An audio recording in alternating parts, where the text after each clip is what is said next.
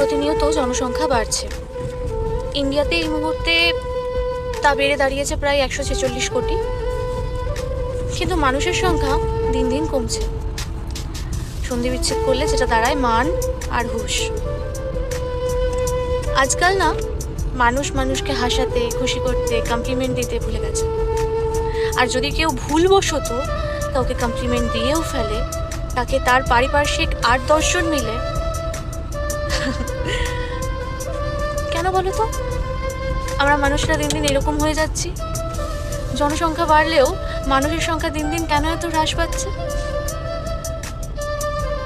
আমরা সবসময় মানুষকে কষ্ট দিতে, মুখের উপর আনছান বলতে, তাকে ডমিনেট করতে, লেকফুল করতে বড্ড ভালোবাসি, কিন্তু কখনো কোনো মানুষের কোনো খারাপ দিকটা তুলে ধরে তাকে ভালো কমপ্লিমেন্ট দিতে, অ্যাপ্রিসিয়েট করতে একজনও এগিয়ে আসি না।